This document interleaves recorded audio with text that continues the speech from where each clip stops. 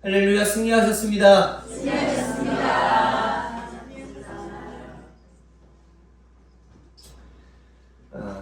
내가 계획한 대로 일이 풀리면 얼마나 좋겠어요.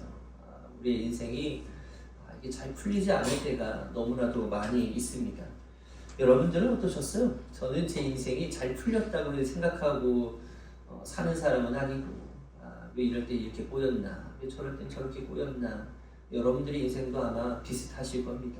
인생이 다 거기서 거긴 거죠. 그래도 잘 되는가 싶다가도 우리의 앞길이 막는 수많은 어떤 가로막들, 또 우리를 무너뜨리고 또 더 이상 길을 걸어가지 못하게끔 만드는 수많은 장벽들이 우리들의 삶에 너무나도 많다라는 것이죠. 한 어린아이가 미로를 들어갔어요. 미로 체험을 좀 하고 싶다 하고 들어갔는데 자신 있게 들어갔죠. 이거 그냥 길 따라가면 되는 거 아니야? 했는데 시간이 조금 지나고 나서 보니까 보이는 건 계속 똑같은 벽이고, 여기가 거긴가 저기가 저긴가 하는 그런 일 때문에 도저히 길을 찾지 못하는 그런 상황이 되어지고 나서 그 아이가 울음을 터뜨리게 됩니다. 그때 전망대에서 그 미로를 확인하고 보고 있었던 아버지가 계셨다는 거예요. 그래서 아버지가 그 울음의 소리를 듣고 그 아이에게 이렇게 소리를 칩니다. 오른쪽으로 가야 돼. 왼쪽으로 가는 거야. 그렇게 길을 하나하나씩 지도하다 보니까 어느 순간 가로막힌 것 같았고 돌파구가 보이지 않는 그런 상황이었는데, 그 길을 따라서, 그 아버지가 말씀해 주시는 길을 따라서 그대로 걸어가다 보니까 어느 순간 출구에 다다랐다라고 하는 그런 이야기가 있습니다. 우리의 삶이 마치 미로와도 같은 거예요. 어지럽고 가도 똑같고 여기가 저긴 것 같고 뭔가 풀리는가 싶다가도 이내 똑같이 막혀버리는 것이 우리의 인생이다라는 겁니다. 이때 우리가 붙잡아야 하는 것은요, 우리의 인생길과 정답을 알고 계시는 우리 하나님이시다라고 하는 것을 다시 한번 마음으로 고백할 수 있게 되시기를 예수의 이름으로 간절히 축복합니다. 잠언 16장 9절 말씀은 제가 정말로 좋아하는 말씀이에요. 사람이 마음으로 그 길을 계획할지라도 그의 걸음을 인도하시는 이는 여호와시니라. 제가 늘 마음에 품고 사는 그런 말씀입니다. 왜냐? 안 돼요. 내가 계획을 해가지고 이렇게 걸어가면은 정말 잘 될 것 같아요. 여러분들 계획이 다 실패한 계획을 세우시는 분들은 없으실 거 아니에요. 나는 이때는 요만큼 해보고 저 때는 요만큼 해보고 이때는 내가 요만큼 올라가야겠지. 그런 어떤 나의 승승장구를 위해서 목적을 삼고 계획을 세우지만 그렇게 되는 경우는 거의 없다라는 겁니다. 내 마음대로 되면은 내가 하나님 해야죠. 그건 너무 간단한 문제예요. 내가 내 마음대로 모든 걸 할 수 있다? 그러면 내가 하나님 하면 되는 겁니다. 근데 내가 내 마음대로 내 일이 풀려지지 않고 계획된 대로 해결되지 않는 건 다행히 내가 하나님이 아니기 때문에 이 일이 풀리지가 않는 거구나 라고 하는 것으로 여러분들 스스로 인정하시면 되는 거예요. 그러면 우리의 삶은 누가 풀어가 주시냐? 내 삶의 주인은요 여전히 하나님이시고 나의 왕은 하나님이시기 때문에 우리의 걸음과 계획, 섭리, 목적, 이 모든 건 하나님께서 우리들보다 더 잘 알고 계시는 거예요. 그래서 하나님께서 풀어가 주시는 대로 우리들의 몸은 그냥 이끌림 바 되어서 걸어가기만 하면은 하나님께서 놀랍게, 그리고 차마 계획하지 못했고 우리가 정말 꿈꿀 상상조차 하지 못했었던 그런 놀라운 일들로 하나님은 반드시 역사해 주실 것이기 때문에 하나님을 신뢰하고 그 말씀에 순종함으로 나아갈 수 있게 되시는 우리 귀한 성도님들 되시기를 예수의 이름으로 간절히 축복합니다. 하나님께서는 미로에서 헤매고 있는 우리들, 근데 전망대에서 우리의 삶을 모두 지켜보고 있었던 그 아버지의 모습처럼 우리가 미로에서 헤매고 고립무원의 그런 상황 가운데에서 놓여져 있을 때마다 피할 길을 내시고 또 돌파구를 내주시는 분이심을 우리가 믿어야 한다라고 하는 거예요.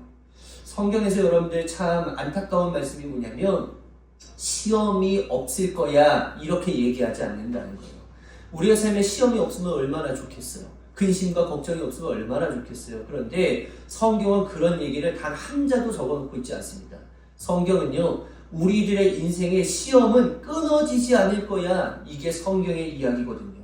그렇지만 그 시험의 답도 하나님께서 알려주실 것이고 그 시험을 풀어갈 도구도 하나님께서 허락해 주실 것이고 그 시험을 이겨낼 힘도 하나님께서 허락해 주실 것이다 라고 하는 것을 믿음으로 고백하며 나아갈 수 있게 되시기를 예수의 이름으로 간절히 축복합니다.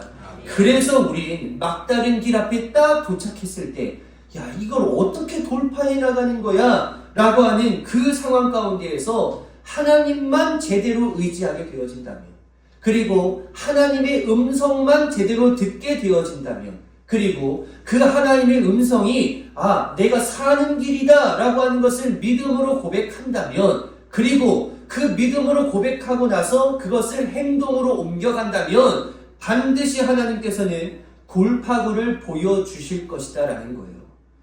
오늘 우리가 이사야 말씀을 읽었지만 오늘 열왕기 하 3장의 말씀을 가지고 좀 말씀 나눠보려고 합니다. 여러분 성경을 열왕기 하 3장을 펴놓으시고 같이 말씀을 좀 나눠보려고 해요. 성경을 많이 읽으시는 분들이라면 잘 아시는 그런 내용이겠지만 여러분들이 잘 아실 거라고 하는 기본 베이스를 가지고 조금 설명만 하고 넘어가 보려고 해요. 열왕기하 3장의 내용은요, 참 재미있는 이야기가 나옵니다. 거기에는 나라들이 좀 등장하는데 모압이라고 하는 나라가 등장하고 이 북이스라엘, 그리고 남유다, 그리고 에돔이라고 하는 네 나라가 이제 등장하게 되어지는 성경의 구절이에요. 이런 겁니다. 북이스라엘이라고 하는 나라. 이 당시는 이스라엘이 두 쪽으로 난 상태였고 북이스라엘의 10지파, 남유다의 2지파가 각각 나라를 다스리고 있었던 상황이었는데 북이스라엘이라고 하는 이 나라는 여로보암이라고 하는 초대 왕으로부터 시작되어서 언제나 하나님을 떠나 있는 그런 민족들이었어요. 처음에는 하나님을 잘 섬기는가 싶지만 두 나라가 두 쪽으로 나면서부터 처음 시작부터 하나님을 떠나고 금송아지를 베델과 단에다가 만들어 놓고 거기 가가지고 예배드리게 만들었던 사람이 여로보암인데 그때부터 시작해서 북이스라엘은 망가지기 시작합니다. 근데 이 북이스라엘에 아합이라고 하는 왕이 있었어요. 한번 볼까요? 잘 만들어 왔죠? 북이스라엘에 아합이라고 하는 왕이 있었는데 그 당시 북이스라엘이 굉장히 강대국이었습니다. 그래서 많은 족속들이 이 북이스라엘에 이제 편입이 되어가지고 조공을 바쳐야 되는 그런 입장 가운데 있었어요. 근데 모압이라고 하는 나라가 있었는데 이 모압이라고 하는 나라가 매년 북이스라엘에다가 조공을 바쳤는데 어떤 조공을 바쳤냐면 지금 써져 있죠. 새끼 10만 마리의 양털, 소 순양 10만 마리의 양털, 그러니까 이만한 양털을 매년 이스라엘에다가 조공을 바쳐야만 했다는 거예요. 근데 이렇게 되니까 너무 힘들죠. 근데 기회가 찾아왔습니다. 북이스라엘의 왕 아합 왕이 죽어버린 거예요. 이 요람이라고 하는 사람, 이 여호람이라고 불려지는 이 사람이 왕권을 차지하고 난 그 순간부터 모압이라고 하는 민족들이 어떤 생각을 하게 되냐면, 야, 아합은 굉장히 강했지만 이 요람은 약할 거야. 야, 우리 더 이상 이제 안 되겠다. 우리가 언제까지 이 조공을 바칠 거야. 아합이나 있을 때 우리가 무서워서 그랬지. 그 아들은 별로 무섭지도 않은데 우리가 굳이 바쳐야 되겠어? 그래서 모압 민족이 그 다음부터 이 조공을 바치지 않기 시작했던 거예요. 그러니까 북이스라엘의 입장에서는 열 받아요, 안 받아요? 열 받죠. 그러니까 야, 너네들 계속 바쳐야 될 거 아니야. 근데 모압은 안 해. 이 자식들이 야, 우리 한판 떠. 이렇게 돼버린 거예요. 그래서 이 두 나라가 전쟁을 이제 하게 되어지는 그런 입장이 되어진 건데 북이스라엘이 쫄았어요. 지렁이도 밟으면 꿈틀댄다고. 모압이 그전에는 굉장히 약해 보였는데 얘네들이 대들고 나서 보니까 와, 막강한 거예요. 그러니까 이 북이스라엘이 쫄아가지고 야, 안 되겠다. 우리 힘으로만은 안 되겠네. 자, 주변에 있었던 그 이방 민족들과 그 남유다에게 도움을 요청하는데 그래서 북이스라엘과 남유다와 에돔이라고 하는 민족 세 민족이 연합을 해서 연합군과 이 모압 민족이 싸움을 하게 되는 겁니다. 하나 더 볼까요? 이거 제가 설명했네요. 자, 한번 볼까요?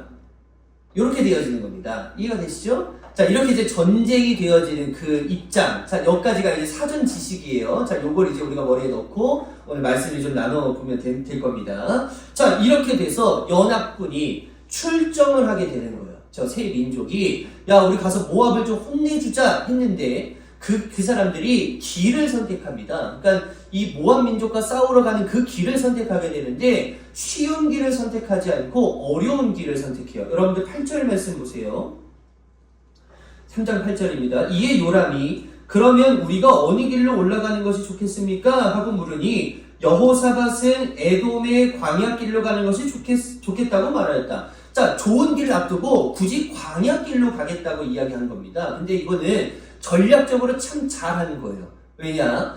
모압의 입장에서도 얘는 당연히 이쪽으로 올 거야 라고 하면은 그쪽에다가 군사들을 많이 매복해 놓고 그들이 왔을 때 공격하면 좀 수월할 수 있잖아요. 그러니까 좋은 길 놔두고, 야, 우리 글로 가면 다 죽을 수 있어. 우리 좀 어렵더라도 광야길로 가자. 그렇게 해서 돌아가게 되었다라는 겁니다. 그런데 그렇게 가다가 문제가 발생하게 되는 거예요. 어떤 문제냐면 여러분들 전쟁에 있어서 군사력 이거 굉장히 중요한 부분이잖아요. 제가 새벽에 이렇게 여러 말씀들을 좀 많이 나누다가 그런 말씀도 전해드린 적이 있는데 전쟁에서 중요한 건 뭐냐면 군사력만 된다고 이 전쟁을 이길 수 있는 게 아니에요. 뭐가 필요하냐? 군수 물자가 있어야 돼요. 그러니까 먹는 게 해결이 되어지지 않고 마시는 게 해결이 되어지지 않으면 죽었다 깨어나도 전쟁에서 승리를 이어나갈 수 없다라는 겁니다. 자, 근데 이 연합군에게 어떤 문제가 생겼냐면 9절 말씀 보세요. 그래서 이스라엘 왕과 유다 왕과 에돔 왕이 함께 출정하였다. 그러나 그들이 길을 돌아 행군하는 이래 동안에 군대와 함께 간 가축들이 마실 무엇이 없다고요? 물이 바닥나게 되는 거예요. 그러니까 음식, 그래 버텨, 땅에 있는 거라도 먹어 이렇게 하면 되는 거지만 물이 없다라고 하는 건 정말로 큰일이 났다라는 거죠.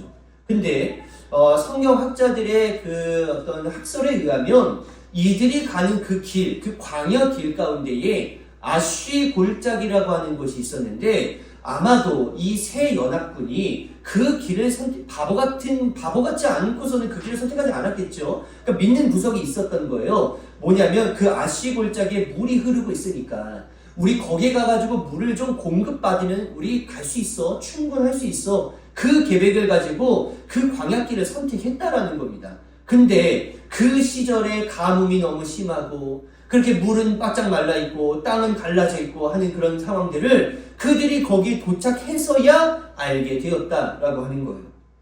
전혀 예상하지 못한 그 상황, 더군다나 이거는 인간이 해결할 수 있는 방법이 아니었다는 거죠. 인간이 어떻게 물을 낼 수 있을까? 이거는 사람이 할 수 있는 일이 아니라 이거는 하늘에서 비를 내려주시든지 아니면 땅에서 물을 솟아내게 해주시든지 이건 누군가의 도움이 아니면 절대로 해결할 수 없는 그런 상황에 맞닥뜨려졌다라는 겁니다. 이때 막다른 길 가운데에 돌파구를 찾아야 하는 순간 누구를 의지해야 할까? 오늘 말씀의 본문은 아니지만 시편 121편 1절과 2절 말씀에 이런 말씀이 기록이 되어져 있습니다. 내가 눈을 들어 산을 본다. 내 도움이 어디에서 오는가? 내 도움은 하늘과 땅을 만드신 주님에게서 온다.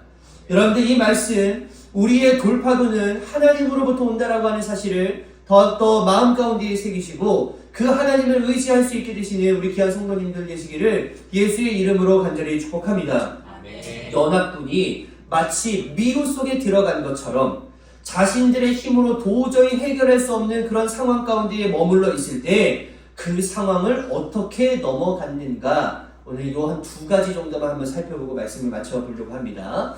저를 한번 따라서 해보세요. 안내자를 찾았다.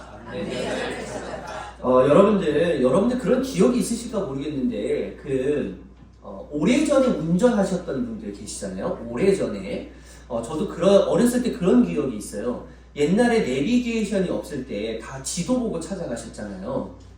그 차에 지금도 있어요? 지금 가지고 계시는 거 없으시죠? 다 지도 보고 가셨잖아요. 저도 그 뒤에서 지도 찾아보는 그런 재미를 이렇게 느꼈었는데 그 어렸을 때 그런 기억이 있어요. 어떤 시골에 가게 되어졌어요. 시골에 가게 되어지면 길 찾기가 더 힘듭니다. 너무 많이 힘들어요. 그러니까 저희 아버지가 늘 어떻게 했냐면 창문을 딱 내려서, 여러분 다 기억이 있으실 거예요. 창문 내려서 그 지역에 살고 있는 사람들에게 길을 여쭤봐요. 그러면 참 친절하게 그분들이 이쪽에 가서 그쪽으로 가시면 그곳 갈 수 있습니다 라고 하는 이런 것을 알려줬단 말이에요. 다 그런 기억들 있으시죠? 저는 이제 그 뒤에서 아니 왜 모르는 사람한테 저렇게 말을 걸어? 그런 어떤 삶이었는데, 이게 시절이 지나고 보니까 그 지도 보고 길을 찾아간다라고 하는 건 정말 어려운 일입니다. 연합군들이 그 막혀 있었던 혀를 뚫을 수 있는 유일한 방법은 뭐였냐면 바른 안내자를 찾는 거였어요. 이 길을 어떻게 우리가 돌파할 수 있을까? 그나마 다행이었었던 건 뭐냐면 북이스라엘, 아까 제가 말씀드린 것처럼 북이스라엘은 완전히 하나님을 떠난 민족, 에돔이라고 하는 민족은 아예 하나님을 모르는 민족, 그나마 다행이었었던 건 남유다가 여기에 껴있었다는 거예요. 남유다는 다윗의 순수 혈통으로 이어져 있는 민족들이었기 때문에 그들은 그나마 가뭄에 콩 나듯이 그냥 한 사람 한 사람은 그냥 하나님을 경외하는 사람들이 하나하나씩 났었던 그런 민족이었단 말이에요. 그 남유다의 왕이 그 당시에 여호사밧이라고 하는 왕이었는데, 그래도 괜찮았었던 건 이 사람이 어려울 때 돌파구가 없어. 우리의 돌파구는 여전히 하나님밖에 없단 말이야. 그래서 하나님 앞에 그래도 꽤나 기도하던 그런 왕이었던 거예요. 자, 그래서 이 여호사밧이 이거 우리가 풀어내지 못해. 물 부족을 우리가 어떻게 해결할 거야? 그래서 이 여호사밧이 안내자를 찾기 시작하는데, 그 안내자가 누구였냐면 엘리사 선지자였다라는 겁니다. 우리가 엘리사 선지자 잘 아시죠? 그 엘리사 선지자를 이제 찾아가게 되어지는 겁니다. 안내자를 찾는 거 너무 중요해요. 여러분들의 삶이 미로와도 같을 때 여러분들 스스로가 그 문제를 해결하지 못하게 되어진다면 반드시 안내자를 찾아갈 수 있게 되시는 우리 귀한 성도님들 되시기를 예수의 이름으로 간절히 축복합니다. 우리 안내자분 누가 될 수 있어요? 목사가 될 수도 있고, 여러분들 속회에서 함께 말씀을 나누는 그런 속회의 구성원들이 될 수 있어요. 내 신앙의 멘토들을 찾아갈 수 있고 내 신앙의 지도자들을 찾아갈 수 있습니다. 그런데 이 사람들을 통해서도 우리가 새로 힘을 받고 응답을 받고 이 사람들로 인해서 새로운 어떤 도전을 받고 하는 것도 중요하지만, 그 안내를 해준 사람조차도 불완전한 존재라고 하는 거 우리가 잊어서는 안 되는 거예요. 그래서 그 사람이 말해준 것을 맹신한다? 이거는 오류가 있을 수밖에 없다는 거죠. 그러면 우리들에게 제대로 된 안내자는 그럼 누구시죠? 예수 그리스도, 하나님밖에 없으시다는 거예요. 예수 그리스도가 직접 얘기하십니다. 요한복음 14장 6절에 나는 뭐예요? 길, 나는 진리, 나는 생명이니까 나로 말미암지 않고는 아버지께로 갈 사람이 없다니까, 나만 진정한 안내자라니까 분명하게 얘기하셨던 것처럼 예수 그리스도를 잘 따라갈 수 있게 되시는 우리 귀한 성도님들 되시기를 예수의 이름으로 간절히 축복합니다. 저를 한번 따라서 해보세요. 구하고 찾고 두드리자. 이게 안내자를 찾는 방법입니다. 두 번째, 이스라엘 백성들과 그 연합군들이 어려운 상황 가운데에서 그 돌파구를 어떻게 찾을 수 있었는가? 두 번째는 한번 따라서 해보세요. 말씀을 따랐다. 여호사밧이 엘리사를 찾아서 엘리사로부터 그 방법을 이제 전달받게 되어지는데, 그 방법이 굉장히 생뚱맞은 방법이었어요. 여러분들 16절 한번 보세요. 엘리사는 예언을 하기 시작하였다. 주님께서 이렇게 말씀하십니다. 이 계곡에 도랑을 많이 파라. 도랑이 뭐예요? 땅 파라는 얘기인 거예요. 자, 그러면 물이 나오려면 도랑을 팔 게 아니라 어딘가에서 비가 내려야 뭔가 물이 갑자기 채워질 수 있는 거고, 도랑 판다고 이게 얼마나 뭐가 터져 나오겠어요. 그러니까 이 도랑을 팔아라고 하는 건 납득이 되지 않는 굉장히 생뚱맞은 그런 방법이었다라는 겁니다. 17절에 주님께서 또 이렇게 말씀하십니다. 너는 바람이 부는 것도 보지 못하고 비가 내리는 것도 보지 못하겠지만, 그러니까 그런 일들은 일어나지 않을 거야. 그렇지만 이 계곡은 물이 어떻게 될 거예요? 가득 찰 것이고 너희와 너희의 가축과 짐승이 마시게 될 거야. 이런 방법을 쓰면은 비는 오지 않고 물이 터져 나오지는 않을 거지만 너네들 반드시 물이 해결될 거야. 물이 없다고 하는데 도랑을 팔아? 여러분들 이거 하실 수 있으시겠어요? 이거 말이 안 되는 일이거든요. 바짝 말라버진 구덩이를 판다고 해서 이게 소용이 없는 짓인 겁니다. 그리고 바람이 불고 비라도 올 그런 징조가 보여진다고 한다면 야 그래 하나님께서 이제 뭔가를 시작하시려고 하나보다 라고 하는 소망을 가질 수나 있지. 지금 아무것도 안 하고 그런 어떤 도랑만 판다고 해서 이 문제가 해결될 수 있는 것은 아무것도 없다라는 겁니다. 말도 안 되는 일을 시켰다는 거예요. 예를 한번 들어볼까요? 제가 1,000만 원이 필요해요. 그래서 어찌어찌 해가지고 500만 원을 마련한 거예요. 하나님 제가 500만 원 마련했습니다. 500만 원이 더 필요해요. 하나님 저 이거 좀 채워주십시오. 해가지고 새벽 재단에 앉아가서 기도를 하고 있는데 하나님께서 들려주시는 음성이 야 너 그 모은 500만 원 있잖아. 그거 어려운 사람들을 위해서 헌신하고 나눠. 저 할 수 있을까요? 야 나 이거 쉽지 않을 것 같아요. 근데 그렇게 하실 수 없는 상황. 납득이 전혀 안 돼요. 나 지금 1,000만 원 필요해가지고 500만 원 만들어 놓거나 이제 500만 원만 필요한 상황에 이 500만 원만 채워주시면 이 일이 해결될 것 같은데 납득이 되지 않고 너무 생뚱맞고 이해되지 않고 허비 아닌 것 같은 그런 느낌이 들 때 과연 믿음을 가지고 나아갈 수 있을까? 여러분들 중요한 게 있어요. 결국엔 이걸 하는 사람이 믿음의 사람이다라는 겁니다. 여러분들 이런 순종의 자리로 나아갈 수 있게 되시기를 예수의 이름으로 간절히 축복합니다. 제가 예전에 말씀드린 적이 있어요. 믿음이라고 하는 건 의심하지 않는 거예요. 하나님께서 그렇게 말씀하셨으면 그렇게 될 것이다 라고 하는 것을 믿고 나아가면서 내 행동으로 보여줄 수 있는 그 삶, 그 삶을 살아내는 사람이 결국 믿음의 사람이라고 부를 수 있다라는 겁니다. 될까? 그런 게 아니라 이건 된다. 도랑을 파서 될까? 이게 아니라 도랑을 파도 된다라고 하는 믿음을 가지고 나아갈 수 있어야 된다라고 하는 것이죠. 어떤 식으로 하나님이 그 문제들을 그 응답 이루시는지 그건 중요하지 않아요. 하나님의 방법은 하나도 중요하지 않습니다. 중요한 건 뭐냐면 반드시 이루어 주실 것이다 라고 하는 게 중요한 거예요. 방법은 하나님께서 알아서 해 주시겠죠. 그렇지만 우리들이 가져야 하는 건 방법은 중요하지 않아요. 제 마음에 하나님께서 그렇게 해주신다라고 약속하셨으면 반드시 이루어 주실 거니까 저 믿음을 가지고 나아가겠습니다. 이 믿음이 필요하다라는 것이죠. 그래서 우리가 하나님의 능력을 재단할 필요가 있어요, 없어요? 이건 참으로 어리석은 짓입니다.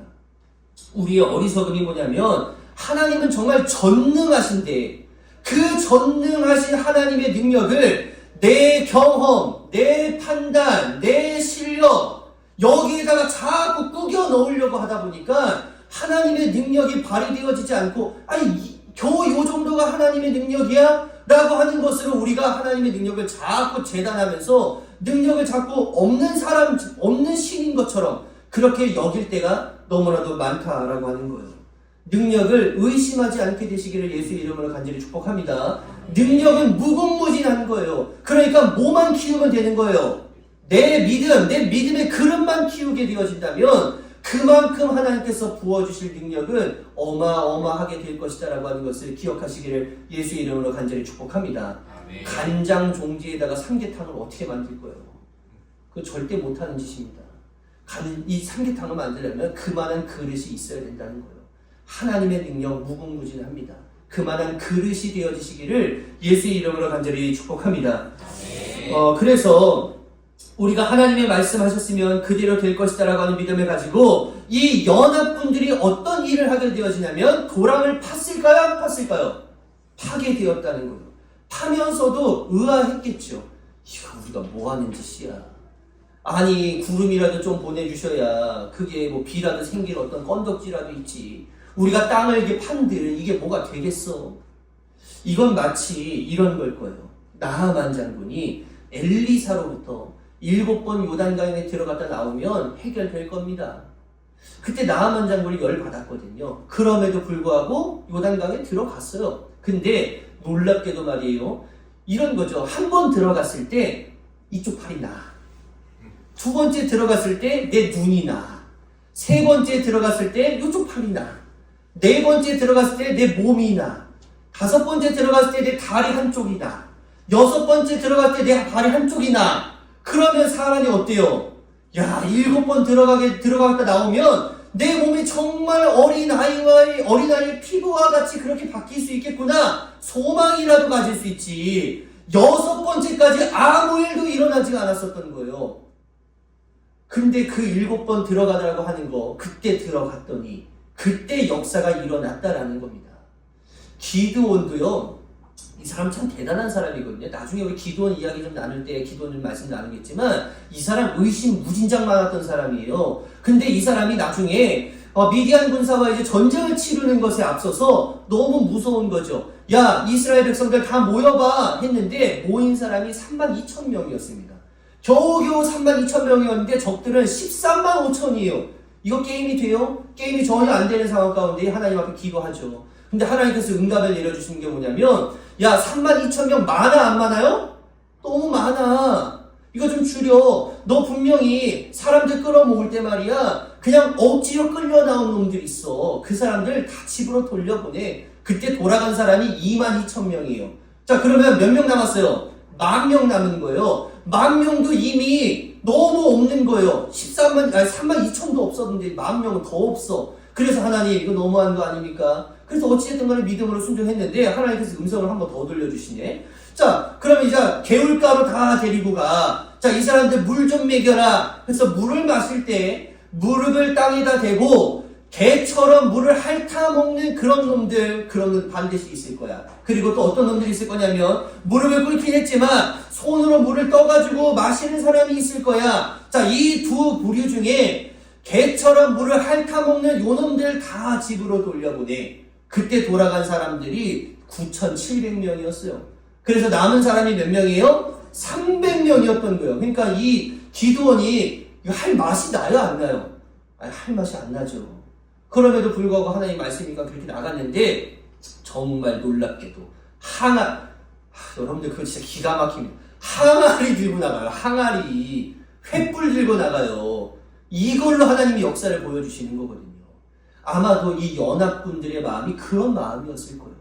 도랑을 파라고 삽질을 하고 있는데 여기서 물이 터져 나올까? 근데 거기에서 하나님은 놀랍게도 역사를 하셨다라고 하는 겁니다.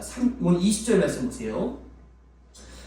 그 다음날 아침에 제물을 드릴 때에, 아침에 제물을 드렸다라고 하는 건 예배를 드렸다라고 하는 거예요. 아침에 예배를 드릴 때에 물이 에돔 쪽을 따라 흘러내려서 그 땅을 물로 가득 채웠다.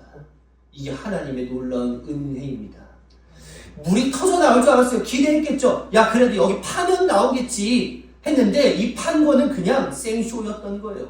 야, 한번 해봐. 그냥 하나님께서 시켰던 거예요. 근데 거기서 물이 터져 나올 줄 알았는데 정말 예상치도 못했던 에돔 쪽에서부터 물이 흘러내려오는 그 기적을 보게 되었다라고 하는 겁니다. 더 놀라운 게 있어요. 물이 흘러나와서 이 사람들이 물 부족을 해결한 것을 넘어서 더 큰 은혜가 있었는데 전쟁을 이기게 하시는 놀라운 은혜도 거기에 더해 주셨다라는 거예요. 여러분들 22절 보세요. 모압 사람이 이튿날 아침 일찍 일어나 보니 해가 물 위에 비쳤어요. 근데 반대편 그 물, 에돔에서부터 흘러나와서 그 골짜기를 치는 그 물에 해가 비치게 되다 보니까 그 물이 뭐처럼 보였다? 피처럼 보였다. 그래서 그들은, 야, 이것은 피다. 분명 저쪽에 북이스라엘, 남유다, 에돔, 이 자식들이 지들끼리 물이 없어가지고 그냥 다 지들끼리 죽였구나. 그냥 우리 가가지고 숟가락만 얹으면 되겠구나 라고 생각하게 되었다는 거예요. 그래서 자, 모압 사람들아 약탈하러 가자 하고 소리쳤다. 그렇지만 결과는 어땠어요? 그렇게 넘어가서 다 죽게 되어졌다는 거예요. 여러분들의 삶에 막막해서 돌파구가 보이지 않는다 할 때 우리는 흔히 우리의 삶을 뭐라고 비유하냐면 광야로 비유합니다. 그러니까 우리의 삶은 광야 같은 삶인 거예요. 그런데 그 광야가 너무 난감하고 광야가 너무 무섭고 나에게 도울 어떤 힘 아무것도 없는 것 같고, 그래서 우리는 때로는 이 광야를 뭐라고 생각하냐면 하나님이 우리를 버리신 곳이야. 이렇게 생각할 때가 너무 많아요. 그런데 하나님이 이 광야를 우리들에게 허락하신 건 딱 한 가지입니다. 하나님 없이는 우리가 절대로 살아갈 수 없는 존재라고 하는 것을 깨닫게 하시기 위해서 우리에게 광야를 허락하신 거예요. 오늘 제가 말씀 고립무원에서 찾은 돌파구라고 하는 제목을 좀 해봤는데, 고립무원이라고 하는 거 우리 하나 볼까요? 한자 잘 아시지만 외로울 고에 설립자에 없을무에 도울 원자입니다. 그러니까 아무 도움도 없는 것에 외롭게 혼자 서 있는 상태를 고립무원이라고 이야기해요. 이때 우리의 도움은 하나님께 있다라고 하는 것, 우리의 돌파구, 이 세상에 기웃거리면서 거기서 찾지 마시고 우리의 길을 인도하시고, 또 오늘 이사야 말씀처럼 광야에 길을 내는 거, 이거 불가능한 일이거든요. 사막에 강을 내는 거, 이거 불가능한 일입니다. 그렇지만 그거를 하실 수 있는 유일한 분이 우리 하나님이시다라고 하는 걸 우리가 믿음으로 고백한다면, 내 인생 꼬였다 할지라도, 내 인생 미로와 같다 할지라도, 내 인생 광야와 같다 할지라도 그 걸음이 하나님과 함께 동행했을 때 돌파구는 반드시 있어질 것이고, 그 돌파구를 허락해 주심으로 또 다시 한번 우리를 일어나게 만들어 주실 것이다 라고 하는 것을 믿음으로 고백하시면서 돌파구 하나님으로부터 찾을 수 있게 되시는 우리 귀한 성도님들 되시기를 예수의 이름으로 간절히 축복합니다.